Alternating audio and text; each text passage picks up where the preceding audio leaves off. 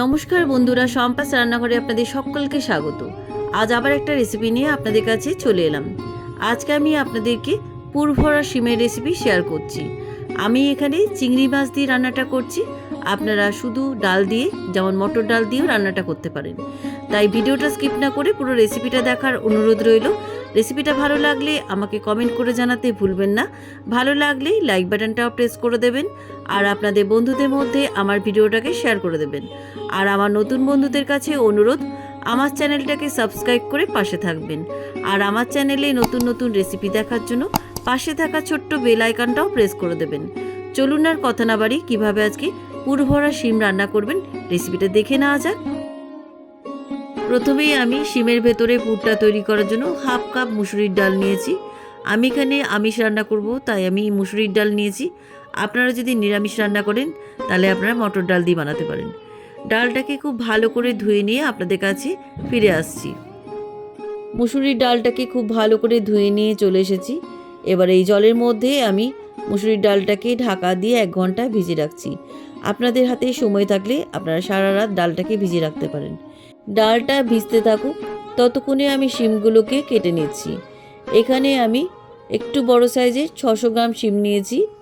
এবার শিমের উপরের আর নিচের দিকে শক্ত আঁশগুলোকে এভাবে ছুলে নিচ্ছি। এবার ছুরি দিয়ে কাট করে শিমের ভেতরে বীজগুলোকে বার করে নিচ্ছি। আর এই বীজগুলোকে কিন্তু ফেলবো না, এই বীজগুলোকে আমি রান্নার কাজে লাগাবো। এবার বীজগুলোকে এভাবে বার করে রেখে দিচ্ছি। একটা শিম আমার কাটা হয়ে গেছে, ভেতরে বীজগুলোও বার করে নিয়েছি। এইভাবে প্রত্যেকটা শিমের আঁশ ছাড়িয়ে ভেতরে বীজগুলোকে বার করে নিচ্ছি।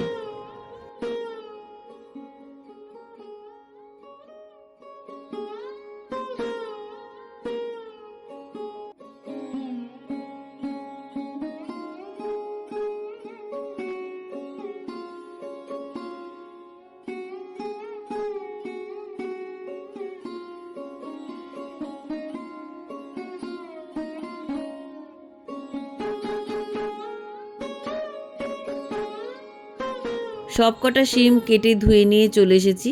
আর এই শিমের ভেতরে জল কিন্তু খুব ভালো করে ঝরিয়ে নেবেন, যাতে এক ফোঁটা জল না থাকে। এবারে শিমের পাত্রটাকে সাইডে রেখে দিয়ে এবার আমি যেহেতু আমিষ রান্না করব, তাই আমি এখানে চিংড়ি মাছ নিয়েছি। আমি এখানে একটু বড় সাইজের বাগদা চিংড়ি নিয়েছি। আপনারা যে কোনো চিংড়ি মাছ দিয়ে এই রেসিপিটা বানাতে পারেন, কিংবা আপনারা শুধু মুসুরির ডাল দিয়েও রান্নাটা করতে পারেন। এবার আমি চিংড়ি মাছগুলোকে ভালো করে বেছে নিচ্ছি।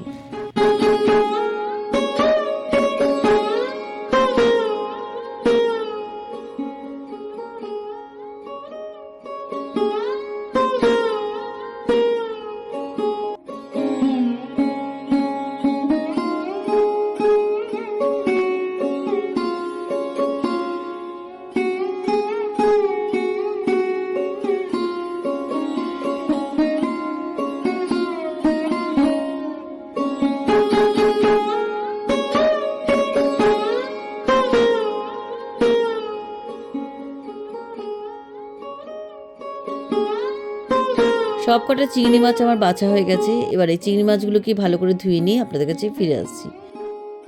চিংড়ি মাছগুলোকে খুব ভালো করে পরিষ্কার করে ধুয়ে নিয়ে চলে এসেছি।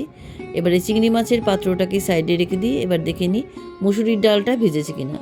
1 ঘন্টা আগে মুসুরির ডালটাকে আমি ভিজিয়ে রেখেছিলাম। মুসুরির ডালটা খুব ভালো করে ভিজে গেছে। এবার একটা মিক্সির জারের মধ্যে ভেজানো মুসুরির ডালটা নিয়ে নিচ্ছি।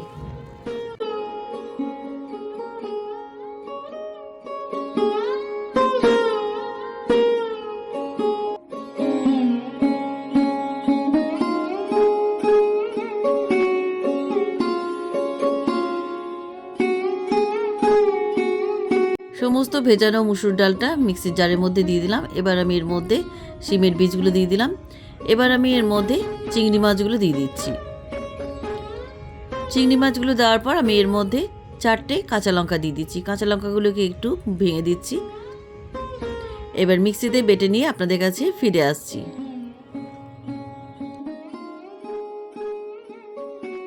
মিক্সিতে আমার বাটা হয়ে গেছে, দেখুন একদম স্মুথ করে বেটে নিয়েছি। এবার এই ডাল বাটাটাকে আমি একটা পাত্রের মধ্যে ঢেলে রাখছি।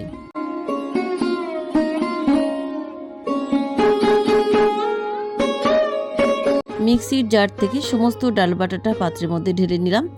এবারে এই ডাল বাটার মধ্যে আমি দিয়ে দিচ্ছি পরিমাণ মতো লবণ এবারে দিচ্ছি হাফ চামচ হলুদ গুঁড়ো। এবারে আমি এর মধ্যে দিয়ে দিচ্ছি হাফ চামচ চিনি। এবারে এই সমস্ত উপকরণ ডাল বাটার মধ্যে খুব ভালো করে মিশিয়ে দিচ্ছি।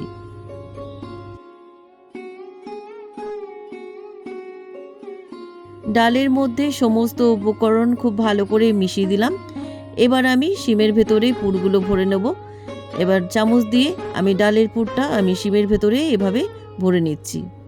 ডালটা বাটার সময় জল দিয়ে বাটবেন না, জল দিয়ে বাটলে পরে ডালের পুরটা পাতলা হয়ে যাবে আর শিমের ভেতরে পুরটা ভরার পরে পুরটা বেরিয়ে যেতে পারে, তাই জল ছাড়া ডালটা বেটে নেবেন। একটা শিমের ভেতরে পুর ভরা হয়ে গেছে, এভাবে হাত দিয়ে একটু সমান করে দেবেন। আরও একটা শিমের ভেতরে পুর ভরে আপনাদের দেখাচ্ছি। এইভাবে চামচ দিয়ে ভর্তি করে ডালের পুরটা ভরে দেবেন।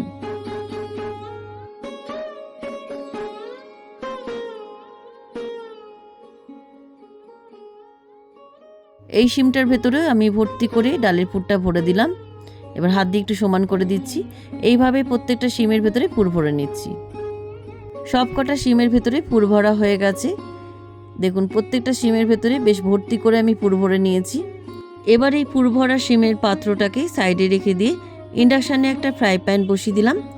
ফ্রাই প্যানটা গরম হয়ে যাওয়ার পর এবার আমি এর মধ্যে দিয়ে দিচ্ছি 3 টেবিল চামচ সর্ষের তেল। এই রান্নায় তেলটা একটু বেশি লাগে। তেলটা খুব ভালো করে গরম করে নেওয়ার পর আমি এর মধ্যে ফোড়নে দিয়ে দিচ্ছি হাফ টিস্পুন কালো জিরে আর দিয়ে দিচ্ছি 2টো শুকনো লঙ্কা। ফোড়নটা একটু তেলের মধ্যে নাড়াচাড়া করার পর ফোড়নের সুন্দর গন্ধ বেরিয়ে গেছে। এবার আমি এর মধ্যে দিয়ে দিচ্ছি একটা বড় সাইজের পেঁয়াজ বাটা। পেঁয়াজ বাটাটা তেলের মধ্যে মিনিট 2 ভেজে নিচ্ছি। পেঁয়াজ বাটাটা তেলের মধ্যে মিনিট 2 ভেজে নেওয়ার পর আমি এর মধ্যে দিয়ে দিচ্ছি একটা বড় সাইজের টমেটো কুচি। এবার আমি এর মধ্যে দিয়ে দিচ্ছি কাঁচা লঙ্কা কুচি। কাঁচা লঙ্কা ঝালটা আপনাদের স্বাদ অনুযায়ী দেবেন। এবার এই পেঁয়াজের মধ্যে টমেটো আর কাঁচা লঙ্কা কুচিগুলো ভেজে নিচ্ছি যতক্ষণ না টমেটোগুলো একটু নরম হয়ে আসে। টমেটো কুচিগুলো নরম হয়ে গেছে। এবার আমি এক এক করে গুঁড়ো মশলাগুলো দিয়ে দিচ্ছি 1 টিস্পুন হলুদ গুঁড়ো, এবারে দিচ্ছি 1 টিস্পুন জিরে গুঁড়ো, এবার আমি এর মধ্যে দিয়ে দিচ্ছি হাফ টিস্পুন ঝাল লঙ্কার গুঁড়ো, এবার আমি দিয়ে দিচ্ছি পরিমাণ মতো লবণ আর দিয়ে দিচ্ছি হাফ টিস্পুন চিনি। এবার সমস্ত গুঁড়ো মশলাগুলো খুব ভালো করে কষিয়ে নিচ্ছি। মশলাটা আমার খুব ভালো করে কষানো হয়ে গেছে। দেখুন মশলা থেকে তেল ছেড়ে গেছে। এবার আমি এর মধ্যে দিয়ে দিচ্ছি পরিমাণ মতন জল। জলটা আপনারা বুঝে দেবেন, কারণ এই গ্রেভির মধ্যেই শিমগুলো সেদ্ধ হবে। এবার জলটা খুব ভালোভাবে মশলার মধ্যে মিশিয়ে দিচ্ছি। এবার গ্রেভিটা ফুটে ওঠার পর শিমগুলো দিয়ে দেবো। গ্রেভিটা ফুটে গেছে। এবার এই ফুটন্ত গ্রেভির মধ্যে পুর ভরা শিম এক এক করে গ্রেভির মধ্যে দিয়ে দিচ্ছি।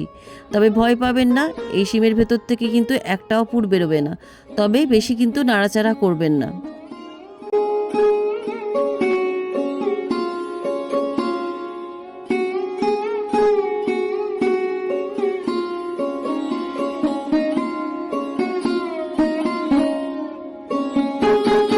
সব কটা পুর ভরা শিম গ্রেভির মধ্যে দিয়ে দিলাম। গ্রেভির মধ্যে একটু শিমগুলোকে একটুখানি ডুবিয়ে দিচ্ছি। এবার ঢাকা দিয়ে আমি 10 মিনিট শিমগুলোকে সেদ্ধ করে নিচ্ছি। 10 মিনিট পরে ঢাকনাটা খুলে নিলাম। এবার শিমগুলোকে উল্টে দিচ্ছি। খুব সাবধানে উল্টাচ্ছি, কারণ শিমগুলো খুব নরম হয়ে গেছে কিন্তু উপরের পার্টগুলো এখনও সেদ্ধ হয়নি, তাই একটু উল্টে দিচ্ছি। এই সময় আপনারাও খুব সাবধানে কিন্তু শিমগুলোকে উল্টাবেন।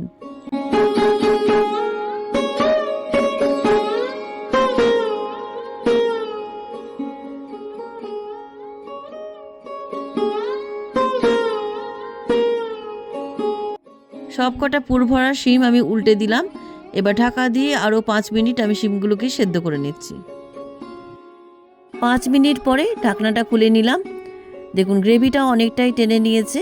এবার আমি হালকা করে আমি নাড়াচাড়া করে দিচ্ছি। খুব বেশি কিন্তু নাড়াচাড়া করবেন না এই সময়, তাহলে কিন্তু শিমের ভেতর থেকে পুরগুলো বেরিয়ে যাবে। এবার হালকা করে আমি একটু নাড়াচাড়া করে দিয়ে এবার আমি নামাবার আগে একটু ধনেপাতা কুচি ছড়িয়ে দিচ্ছি। আজকের পুর ভরা শিম আমার রান্না হয়ে গেছে। এবার ইন্ডাকশান থেকে নামিয়ে আমি পুর ভরা শিম সার্ভ করছি। কেমন লাগলো আজকের পুর ভরা শিমের রেসিপি? আমি এখানে চিংড়ি মাছ দিয়ে রান্নাটা করেছি। আপনারা যদি নিরামিষ দিনে রান্নাটা করতে চান তাহলে শুধু মটর ডাল দিয়েও রান্নাটা করতে পারেন। এই রেসিপিটা গরম ভাতের সাথে কিন্তু দারুণ জমে যাবে। রেসিপিটা কেমন লাগলো আমাকে কমেন্ট করে জানাতে ভুলবেন না। ভালো লাগলে লাইক বাটনটাও প্রেস করে দেবেন, আর আপনাদের বন্ধুদের মধ্যে আমার ভিডিওটাকে শেয়ার করে দেবেন। আর আমার নতুন বন্ধুদের কাছে অনুরোধ, আমার চ্যানেলটাকে সাবস্ক্রাইব করে পাশে থাকবেন। আর আমার চ্যানেলে নতুন নতুন রেসিপি দেখার জন্য পাশে থাকা ছোট্ট বেল আইকনটাও প্রেস করে দেবেন। আজ তাহলে চলি, আবার একটা নতুন দিনে নতুন রেসিপি নিয়ে আপনাদের কাছে চলে আসব। সবাই ভালো থাকবেন, সুস্থ থাকবেন। ধন্যবাদ।